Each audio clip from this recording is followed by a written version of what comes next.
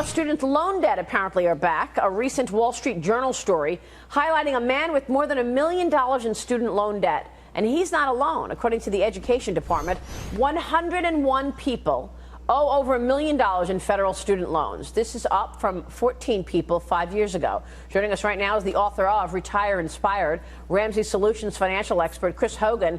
Chris, good to see you. Thanks so much for joining us. I'm just trying to understand how you rack up $1 million in student loan debt. What does college cost? $100,000? About $100,000. Yeah, 70 to 100 grand at a top school. $1 million in student debt. How do you do that? Well, Maria, it's pretty easy for people that are unaware. I mean, you walk into the financial aid office and you keep signing documents year after year. It's an epidemic. And it's scary to look at this and to see just how much this individual and 101 others have this dollar amount stacked up against them. It's a massive mountain, and they're going to need a game plan to get out of it. All right, what's the game plan, Chris? What do you do with this? How do you get out of this kind of significant student loan debt? Well, number one, let's stop borrowing. Like, change your mentality. You can't borrow your way out of debt, so stop that. Number two, I want you to start to budget. Begin to tell your money where to go instead of wondering where it went. That means if you're married, sit down with your spouse, talk about it, and let's set some parameters on what you're going to spend. The third option is take an extra job. As you get this extra job, I want you to send every dollar amount toward that debt. It doesn't go to increase lifestyle, send it directly there. And then the final step is to really downsize your lifestyle. That means look at selling your home if you have to, look to rent if you need to, but you're going to have to work and work hard to get out of $1 million of student loan debt. Chris, it's only 101 people, though. I know that maybe exemplifies the number of people who... So...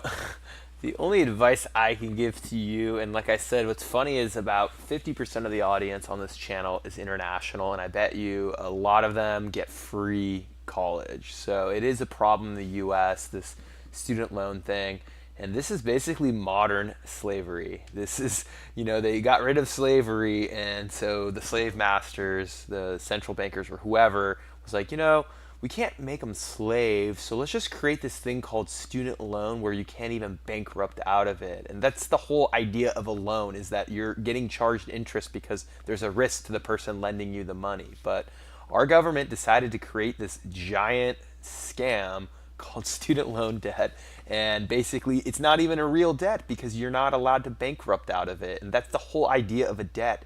And then they charge you like 8, 9, sometimes 10% interest on a debt you can't bankrupt, which is just the biggest freaking hustle. So if you are thinking of any kind of education, be very, very careful. I would even say the Tai Lopez YouTube course for $500 is sometimes a better deal than some of these public universities in the US that want to put you in 100 grand, 200 grand of debt. So just be very, very careful. And what's interesting is that end part of the downsize your lifestyle and pay down your debt. Man, they do a really good job of promoting serfdom. I mean, basically what they were saying is like, oh, by the way, you're now a serf. You know, continue to work. You just give the money to your master, and it's okay because like when you die, after you're done paying your debt, you'll go to heaven or something. But man, change that right away, guys. So I do feel like you should downsize your lifestyle, but instead of paying down your debt, figure out a way. If you are in $1 million of debt, figure out how to bankrupt out of it. And if you cannot bankrupt out of it, buy crypto. Why would you buy crypto? Because they can't seize that asset. So literally, if you're a college student and you do have $1 million of debt and you're working at Starbucks or somewhere crappy, buy as much crypto as you can. Go get like a KuCoin account or a Binance account, some offshore account. Move as much money as you can into that account.